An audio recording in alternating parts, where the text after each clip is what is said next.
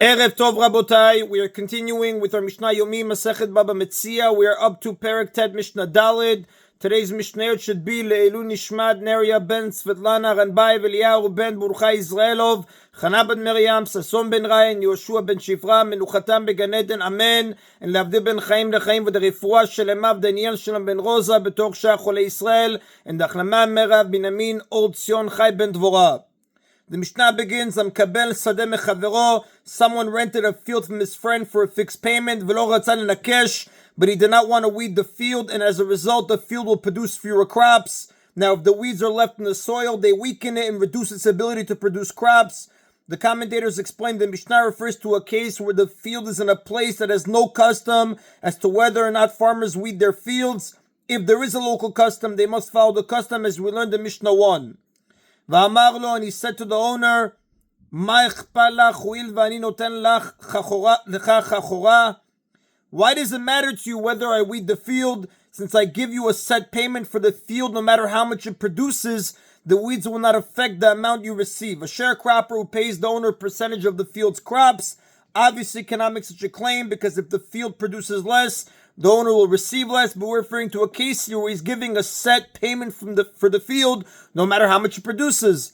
The Mishnah says, "En shamin lo," we do not listen to him, and he must weed the field. Because the owner can say to him, "Lemachar ata yotze mimena u'ma'ala lefanai asavim."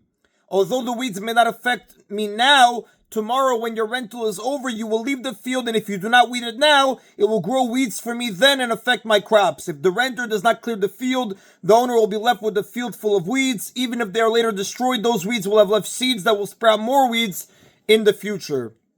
And that is in a Mishnah Daled. Mishnah A discusses a law that applies to a sharecropper. Someone rents a field from his friend as a sharecropper, velo aseta, but it did not produce a significant amount, and he does not think it's worth his time to tend the few crops that are growing. The owner, however, wants a sharecropper to tend to whatever crops there are. Since the rent is paid with a percentage of the crops, the owner will not receive anything if the sharecropper abandons the field. A renter who pays a fixed price, either in produce or money, may stop working the field at any time, and the owner can have no complaints because the renter must pay the agreed upon price regardless, although he must prevent damage to the field like we learned in the previous Mishnah. But in this case, since the sharecropping agreement, if he doesn't work the field, the owner won't get anything. The law is that if there is enough produce growing in the field, that when harvested it will form a pile of grain, meaning if he continues to tend to the crops, they will produce enough grain to make a pile. Now a pile here refers to a heap of grain large enough that if a winnowing shovel, the shovel used to scoop up the grain and toss it in the air to winnow it, is thrust into the pile, the grain will cover the bottom part of the shovel. Chayab litapel ba, the sharecropper must continue to take care of the field. When a sharecropper rents a field, he usually signs a document that says, I will plow, plant, and present you with a pile of grain. As long as the field can produce enough grain for the sharecropper to fulfill this agreement, he must continue to tend the crops. Now, this law applies even if the sharecropper didn't actually sign such a document, since these are the usual terms, they apply to everyone unless he specified otherwise. If the field cannot produce that amount, he may abandon the crops. In Mishnah 3, we learned that a sharecropper who does not plant the field properly must nevertheless pay the owner the full amount that he should have received.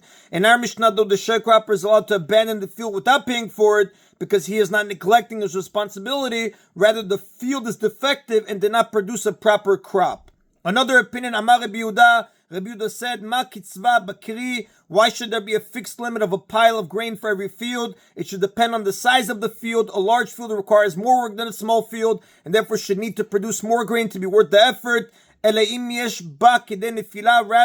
the sharecropper must continue to tend the crops only if there is enough produce growing in the field to yield as much grain as was originally used to plant the field. For example, if he planted 10 cores of seeds, he needs to work the field only if it will produce at least 10 cores of grain. And the Rav tells us, the Halacha does not follow the opinion of Rabbi Yehuda. That is today's Mishnah Yomi.